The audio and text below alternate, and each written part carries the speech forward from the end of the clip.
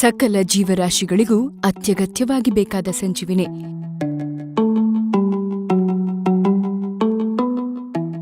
ನೀರೇ ಸಕಲ ಜೀವರಾಶಿಗಳ ಮೂಲ. ನೀರೇ ಪ್ರಾಣ, ನೀರೇ ಬದುಕು, ನೀರೇ ಜೀವ ಜಗತ್ತಿನ ಆಸರೆ.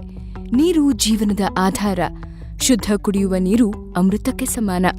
ಈ ನೀರು ಅಮೂಲ್ಯ, ಜೀವದಾಯಿನಿ. ಎಲ್ಲಿ ನೀರು ಶುದ್ಧವಾಗಿರುತ್ತೋ ಅಲ್ಲಿ ನೈರ್ಮಲ್ಯವಿರುತ್ತೆ. ಎಲ್ಲಿ ಶುದ್ಧವಾದ ನೀರಿರುತ್ತೋ ಅಲ್ಲಿ ಆರೋಗ್ಯವಿರುತ್ತೆ, ಸುಖ ಸಮೃದ್ಧಿ ಇರುತ್ತೆ.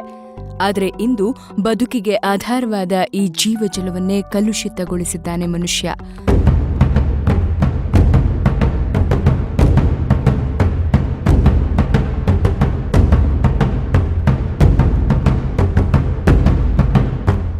ಶುದ್ಧವಾದ ಕುಡಿಯುವ ನೀರಿಗಾಗಿ ಇಡೀ ವಿಶ್ವವೇ ಹುಡುಕಾಟ ನಡೆಸುವಂತಹ ಪರಿಸ್ಥಿತಿ ನಿರ್ಮಾಣವಾಗಿದೆ.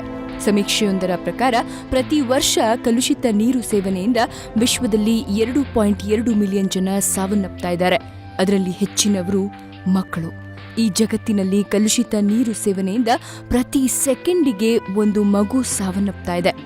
ನದಿ, ಕೆರೆ, ಕಟ್ಟೆಗಳಿಂದ ಕೂಡಿದ್ದ ಭಾರತದಲ್ಲೂ ಇಂದು ಕುಡಿಯುವ ನೀರಿನ ಸಮಸ್ಯೆ ಭೀಕರವಾಗಿ ಕಾಡ್ತಾ ಇದೆ.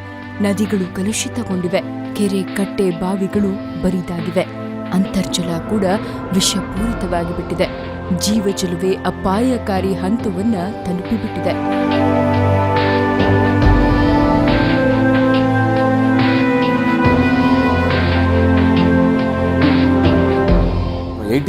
ಆಫ್ 40 years ಏಜ್ಡ್ ಪರ್ಸನ್ನು ಫ್ಲೋರೋಸಿಸಿಂದ ನರಳ್ತಾ ಇದ್ದಾರೆ.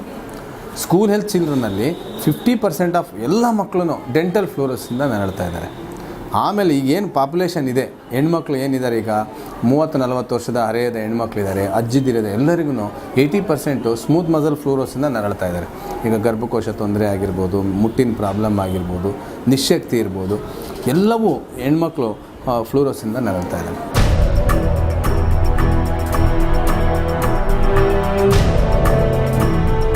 ಪ್ರತಿ ವರ್ಷ 377 ಲಕ್ಷ ಜನಕ್ಕೆ ವಿವಿಧ ರೋಗ. ಕಲುಷಿತ ನೀರು ಸೇವಿಸಿ 15 ಲಕ್ಷ ಮಕ್ಕಳು ಸಾವು.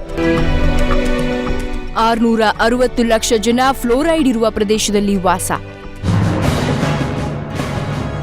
100 ಲಕ್ಷ ಜನ ಆರ್ಸೆನಿಕ್ ಇರುವ ಪ್ರದೇಶದಲ್ಲಿ ವಾಸ. ಭಾರತದಲ್ಲಿ ಕಲುಷಿತ ನೀರು ಸೇವನೆಯಿಂದ ಪ್ರತಿ ವರ್ಷ 377 ಲಕ್ಷ ಜನ ವಿವಿಧ ರೋಗಗಳಿಗೆ ತುತ್ತಾಗ್ತಾ ಇದ್ದಾರೆ. ಪ್ರತಿ ವರ್ಷವೂ ಕಲುಷಿತ ನೀರು ಸೇವಿಸಿದ 15 ಲಕ್ಷ ಮಕ್ಕಳು ವಾಂತಿ ಭೇದಿಯಿಂದಾಗಿ ಸಾವನ್ನಪ್ತಾ ಇದ್ದಾರೆ. ದೇಶದ 660 ಲಕ್ಷ ಜನ ಫ್ಲೋರೈಡ್ ಹೆಚ್ಚಾಗಿರುವ ಪ್ರದೇಶಗಳಲ್ಲಿ ವಾಸಿಸ್ತಾ ಇದ್ದಾರೆ. 100 ಲಕ್ಷ ಜನ ಕುಡಿಯುವ ನೀರಿನಲ್ಲಿ ಆರ್ಸೆನಿಕ್ ಹೆಚ್ಚಾಗಿರುವ ಪ್ರದೇಶಗಳಲ್ಲಿ ನೆಲೆಸಿದ್ದಾರೆ.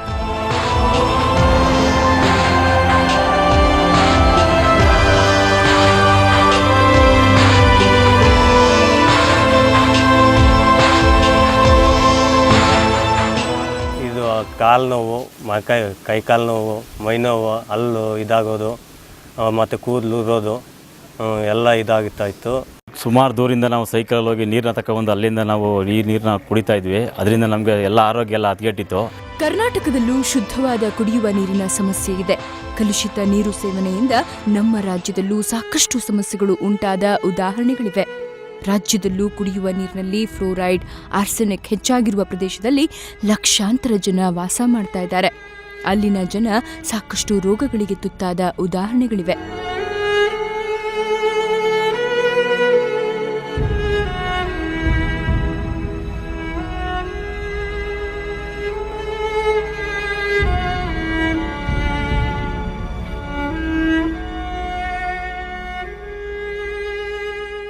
ಅದರಿಂದ ಫ್ಲೋರೈಡಿಂದ ಇದು ಹಲ್ಲುಗಳು ಇದಾಗೋದು, ಮೊಣಕಾಲು ನೋವು ಬರೋದು, ಜಾಸ್ತಿ ಸುಸ್ತಾಗೋದು ಈಗ ಜನರಿಗೆ. ರಾಜ್ಯದಲ್ಲಿ ಅಶುದ್ಧವಾದ ಕುಡಿಯುವ ನೀರಿನ ಸಮಸ್ಯೆ ಮೊದಲಿನಿಂದಲೂ ಇದೆ. ಜನರ ಆರೋಗ್ಯದ ದೃಷ್ಟಿಯಿಂದ ಈ ಸಮಸ್ಯೆಗೆ ಒಂದು ಅಂತ್ಯವನ್ನ ಹಾಡಲೇಬೇಕಾದ ಅನಿವಾರ್ಯತೆ ಮೊದಲಿನಿಂದಲೂ ಇತ್ತು. ಅದಕ್ಕೆ ಇಂದಿನ ಕಾಂಗ್ರೆಸ್ ಸರ್ಕಾರ ಕುಡಿಯುವ ನೀರಿನ ಕ್ರಾಂತಿ ಮಾಡಲು ಹೊರಟಿದೆ. ರಾಜ್ಯದ ಪ್ರತಿಯೊಬ್ಬ ನಾಗರಿಕನಿಗೂ ಶುದ್ಧವಾದ ಕುಡಿಯುವ ನೀರನ್ನು ಒದಗಿಸುವ ಮಹತ್ವಾಕಾಂಕ್ಷಿ ಯೋಜನೆಯನ್ನ ಆರಂಭಿಸಿದೆ. ಆ ಯೋಜನೆಯೇ ಇದು, ಶುದ್ಧ ಕುಡಿಯುವ ನೀರಿನ ಘಟಕಗಳು.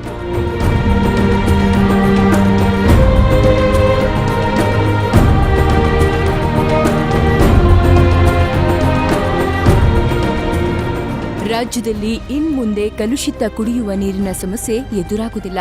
ಯಾಕೆಂದ್ರೆ ರಾಜ್ಯದ ಹಳ್ಳಿಯಲ್ಲೂ ಶುದ್ಧವಾದ ಕುಡಿಯುವ ನೀರು ಸಿಗ್ತಾ ಇದೆ. ಬಡ ಜನತೆಗೂ ಕೂಡ ಶ್ರೀಮಂತರಂತೆಯೇ ಶುದ್ಧವಾದ ಕುಡಿಯುವ ನೀರು ಸಿಗಬೇಕು ಅನ್ನೋದು ಸಿದ್ದರಾಮಯ್ಯ ನೇತೃತ್ವದ ಕಾಂಗ್ರೆಸ್ ಸರ್ಕಾರದ ಆಶಯವಾಗಿತ್ತು. ಸರ್ಕಾರದ ಆಶಯದಂತೆ ಈಗ ಬಡ ಜನತೆಯ ಆರೋಗ್ಯ ಕಾಪಾಡುವ ಯೋಜನೆ ಜಾರಿಗೆ ಬಂದಿದೆ. ಈ ಕುಡಿಯುವ ನೀರಿನ ಕ್ರಾಂತಿಯ ಹರಿಕಾರ ಇವರೇ HK ಪಾಟೀಲ್, ಗ್ರಾಮೀಣಾಭಿವೃದ್ಧಿ ಮತ್ತು ಪಂಚಾಯತ್ ರಾಜ್ ಸಚಿವರು.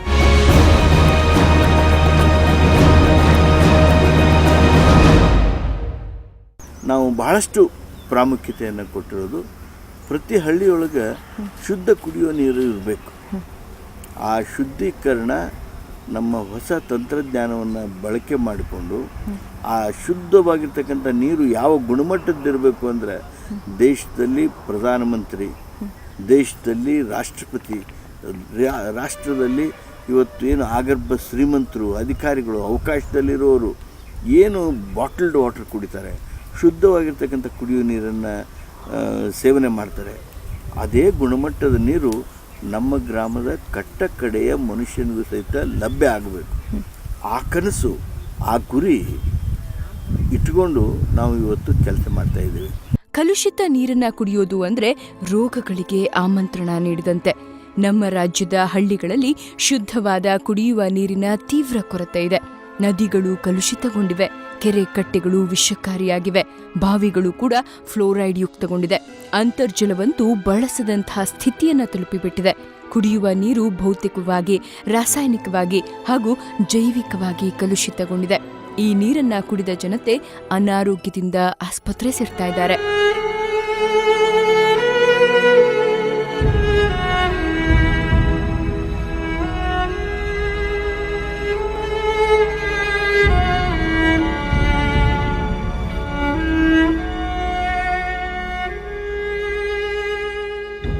ಮೊದಲು ನಾವು ಕುಡಿಯೋ ನೀರು ಇಲ್ಲೇ ಟ್ಯಾಂಕಿಂದ ತರ್ತಾ ಇದ್ವಿ. ಆದ್ದರಿಂದ ತಲೆನೋವು, ಮೊಣಕಾಲು ನೋವು, ಕೈಕಾಲು ನೋವು, ಸೊಂಟದ ನೋವು, ಎದೆ ನೋವು ಎಲ್ಲ ಬರ್ತಾಯಿತ್ತು. ಅದರಿಂದ ಏನು ಚೆನ್ನಾಗಿರಲಿಲ್ಲ. ಹೀಗೆ ಕಲುಷಿತ ನೀರಿನ ಸೇವನೆಯಿಂದ ಆರೋಗ್ಯ ಕೆಡಿಸಿಕೊಳ್ತಾ ಇದ್ದ ಜನತೆಗೆ ಶುದ್ಧವಾದ ನೀರನ್ನ ಪೂರೈಸಲೆಂದೇ ಈ ವಿನೂತನ ಯೋಜನೆಯನ್ನ ಜಾರಿಗೆ ತರಲಾಗಿದೆ. ಎಲ್ಲೆಲ್ಲಿ ಶುದ್ಧ ನೀರಿನ ಕೊರತೆ ಇದೆಯೋ ಆ ಎಲ್ಲ ಪ್ರದೇಶಗಳಲ್ಲಿ ಈಗ ಶುದ್ಧ ಕುಡಿಯುವ ನೀರಿನ ಘಟಕಗಳನ್ನು ಅಳವಡಿಸಲಾಗ್ತಾ ಇದೆ. ಆ ಮೂಲಕ ರಾಜ್ಯಾದ್ಯಂತ 1,000 ಘಟಕಗಳನ್ನು ಅಳವಡಿಸುವ ಗುರಿಯನ್ನ ಹೊಂದಲಾಗಿದೆ. ನಿಮ್ಗೆಲ್ಲ ಗೊತ್ತಿರೋ ಹಾಗೆ ಮಂಡ್ಯ ಜಿಲ್ಲೆಯಲ್ಲಿ ಕಾವೇರಿ ಹರಿದ್ರೂ ಅಲ್ಲಿ ಶುದ್ಧವಾದ ಕುಡಿಯುವ ನೀರಿನ ಸಮಸ್ಯೆ ಇದ್ದೇ ಇದೆ. ಗ್ರಾಮೀಣ ಪ್ರದೇಶದಲ್ಲಿ ಇಂದಿಗೂ ಜನ ಕಲುಷಿತ ನೀರು ಸೇವನೆಯಿಂದ ಆಸ್ಪತ್ರೆ ಸೇರ್ತಾ ಇದ್ದಾರೆ. ಜನರ ಆರೋಗ್ಯದ ದೃಷ್ಟಿಯಿಂದ ರಾಜ್ಯ ಸರ್ಕಾರ ಮಂಡ್ಯ ಜಿಲ್ಲೆಯ ಜನತೆಗೆ ಶುದ್ಧವಾದ ಕುಡಿಯುವ ನೀರನ್ನ ಪೂರೈಸ್ತಾ ಇದೆ.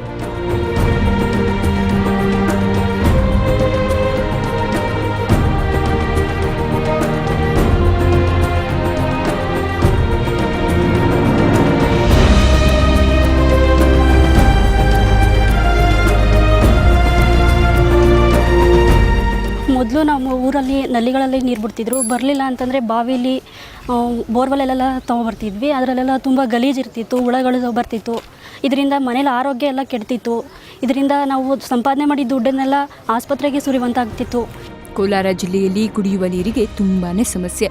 ಜಿಲ್ಲೆಯ ಯಾವ ಭಾಗದಲ್ಲೂ ಶುದ್ಧವಾದ ಕುಡಿಯುವ ನೀರು ಲಭ್ಯವಾಗುವುದಿಲ್ಲ. ಜಿಲ್ಲೆಯ ಸಾಕಷ್ಟು ಭಾಗದಲ್ಲಿ ಫ್ಲೋರೈಡ್ ಯುಕ್ತ ನೀರಿದೆ. ಈ ನೀರಿನ ಸೇವನೆಯಿಂದ 100 ಜನ ಆಸ್ಪತ್ರೆಗೆ ದಾಖಲಾದ ಉದಾಹರಣೆಗಳಿವೆ. ಸಾವಿರಾರು ಜನ ಸಮಸ್ಯೆಗಳಿಗೆ ತುತ್ತಾಗಿದ್ದಿದೆ. ಇದೆಲ್ಲವನ್ನು ಮನಗಂಡ ಕಾಂಗ್ರೆಸ್ ಸರ್ಕಾರ ಕೋಲಾರ ಜಿಲ್ಲೆಯ ಗ್ರಾಮೀಣ ಪ್ರದೇಶಗಳಲ್ಲಿ ಶುದ್ಧ ಕುಡಿಯುವ ನೀರಿನ ಘಟಕಗಳನ್ನು ಅಳವಡಿಸಿದೆ. ಈಗ ನೀರೇ ಇಲ್ಲದ ಕೋಲಾರ ಜಿಲ್ಲೆಯ ಜನತೆ ಶುದ್ಧವಾದ ನೀರನ್ನು ಪಡಿತಾ ಇದ್ದಾರೆ.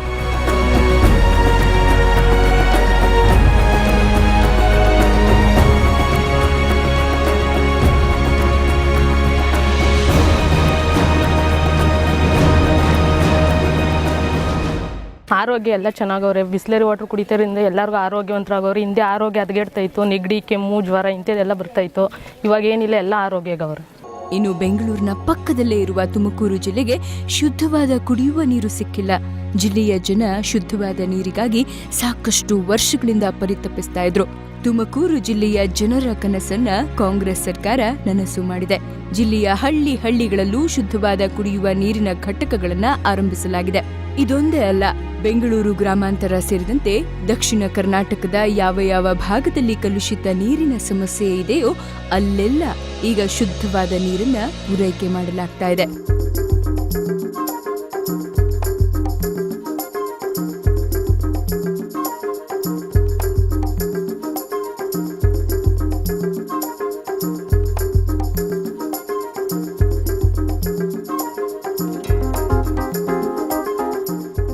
ಪಾವಡ ತಾಲೂಕಲ್ಲಿ ಸುಮಾರು ದಶಕಗಳಿಂದನೇ ಫ್ಲೂರೋಸಿಸ್ ಎಫೆಕ್ಟು ಜಾಸ್ತಿ ಇದೆ.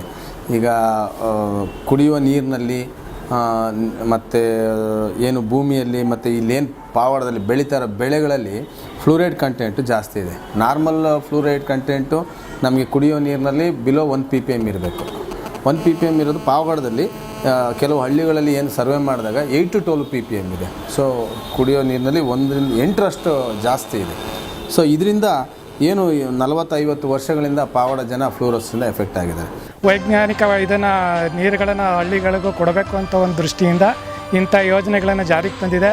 ಹಿಂದೆ ಶ್ರೀಮಂತರು ಮಾತ್ರ ಮಿನರಲ್ ವಾಟರ್ಸ್ ಕುಡಿಬೇಕು ಅಂದರೆ ಹೆಚ್ಚಿನ ದುಡ್ಡು ಕೊಟ್ಟು ತಂದು ಉಪಯೋಗಿಸ್ತಿದ್ರು.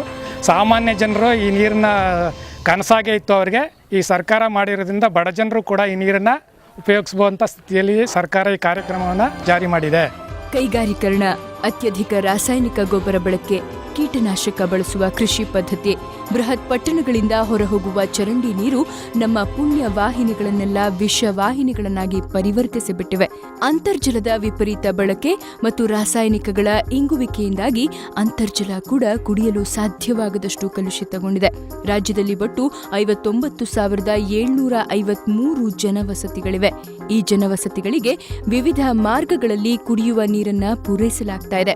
ಆದರೆ ಈ ನೀರಿನಲ್ಲಿ ಫ್ಲೋರೈಡ್, ಕಬ್ಬಿಣಾಂಶ, ನೈಟ್ರೇಟ್, ಆರ್ಸೆನಿಕ್ ಗಡಸುತನ ಕಂಡುಬಂದಿದೆ. ಇಂಥ ವಿಷಕಾರಿ ನೀರನ್ನ ಕುಡಿಯೋದ್ರಿಂದ fluorosis, blue baby syndrome, cancer, cholera, bacillary dysentery, typhoid, ಅಮೀನಿಯಾಸ್, ಸಂಧಿವಾತ, ಅಕಾಲಿಕ ಮುಪ್ಪು, ಭೇದಿ, ಕಾಮಾಲೆ, ಜಿಯಾರ್ಡಿಯಾಸಿಸ್, ಚರ್ಮರೋಗ, ಹಲ್ಲು ಹಳದಿ ಬಣ್ಣಕ್ಕೆ ತಿರುಗುವುದು ಸೇರಿದಂತೆ ಎಲುಬು ಹಾಗೂ ಕೀಲು ನೋವು ಕಾಣಿಸಿಕೊಳ್ತಾ ಇದೆ. ಇಂಥ ವಿಷಮ ಪರಿಸ್ಥಿತಿಯಲ್ಲಿ ಮನುಷ್ಯನ ರಕ್ಷಣೆಗಾಗಿ ಕುಡಿಯುವ ಶುದ್ಧ ನೀರು ಪೂರೈಕೆ ಮಾಡುವುದಕ್ಕೆ ಬದ್ಧತೆಯಿಂದ ಮತ್ತು ಸಮರ್ಪಣಾ ಭಾವದಿಂದ ಕಾಂಗ್ರೆಸ್ ಸರ್ಕಾರ ಕೆಲಸ ಮಾಡ್ತಾ ಇದೆ. ಗ್ರಾಮೀಣ ಬಡ ಜನತೆಗೆ ಅಂತಾರಾಷ್ಟ್ರೀಯ ಗುಣಮಟ್ಟದ ಶುದ್ಧ ಕುಡಿಯುವ ನೀರನ್ನ ಪೂರೈಸುವ ಕಾರ್ಯಕ್ಕೆ ಕೈ ಹಾಕಿದೆ. ಆ ಮೂಲಕ ಕುಡಿಯುವ ನೀರಿನಲ್ಲಿ ಸಮಾನತೆಯನ್ನ ತರುವ ಮಹತ್ವಪೂರ್ಣ ಯೋಜನೆಯನ್ನ ಜಾರಿಗೆ ತಂದಿದೆ.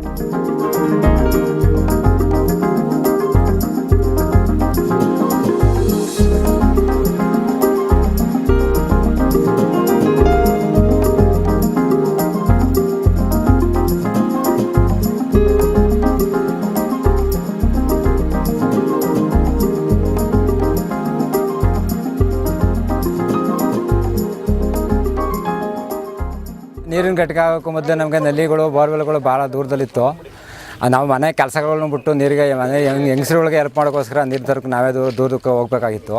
ಈಗ ಸರ್ಕಾರ ನಮಗೆ ನೀರಿನ ಘಟಕ ಮಾಡಿಕೊಡೋದ್ರಿಂದ ನಮ್ಗೆ ಭಾಳ ಅನುಕೂಲ ಆಗಿದೆ. ಹತ್ತಿರದಲ್ಲಿ ನೀರು ಸಿಗುತ್ತೆ, ಒಳ್ಳೆ ನೀರು ಸಿಗುತ್ತೆ. ಮೇಲ್ಮೈ ಜಲಮೂಲ ಲಭ್ಯವಿರುವ ಕಡೆಗಳಲ್ಲಿ ನದಿ, ಕಾಲುವೆ, ಕೆರೆಗಳ ನೀರನ್ನ ಶುದ್ಧೀಕರಿಸಿ ಅದನ್ನ ಜನವಸತಿ ಪ್ರದೇಶಕ್ಕೆ ನೀಡಲಾಗ್ತಾ ಇದೆ. ಮೇಲ್ಮೈ ಜಲಮೂಲ ಇಲ್ಲದ ಜಿಲ್ಲೆಗಳಲ್ಲಿ ಅಂತರ್ಜಲವನ್ನೇ ಶುದ್ಧೀಕರಿಸಿ ಅದರಲ್ಲಿರುವ ರಾಸಾಯನಿಕಗಳನ್ನು ತೆಗೆದು ಜನರಿಗೆ ನೀಡಲಾಗ್ತಾ ಇದೆ. ಆ ಮೂಲಕ ರಾಸಾಯನಿಕ ನೀರನ್ನ ಕುಡಿದ ಜನರ ಆರೋಗ್ಯದ ಮೇಲಾಗುವ ದುಷ್ಪರಿಣಾಮ ತಡೆಯುವುದಕ್ಕೆ ಕ್ರಮ ಕೈಗೊಳ್ಳಲಾಗಿದೆ. ಈ ವಿನೂತನ ಯೋಜನೆಯಲ್ಲಿ ಅಶುದ್ಧವಾದ ನೀರನ್ನ ಒಟ್ಟು 6 ಹಂತಗಳಲ್ಲಿ ಶುದ್ಧೀಕರಣ ಮಾಡಲಾಗುತ್ತೆ.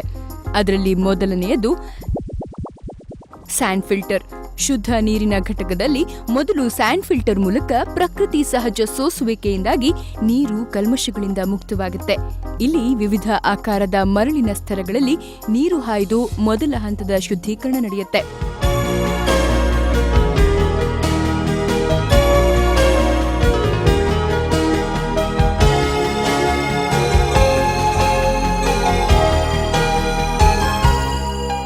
Activated carbon filters. ಈ ಹಂತದಲ್ಲಿ ನೀರು ಬಣ್ಣ ಹಾಗೂ ವಾಸನೆಯಿಂದ ಮುಕ್ತವಾಗುವುದಲ್ಲದೆ ಜೈವಿಕ ಶೇಷಗಳು, ಕ್ಲೋರಿನ್ ಇಲ್ಲದಂತಾಗುತ್ತೆ.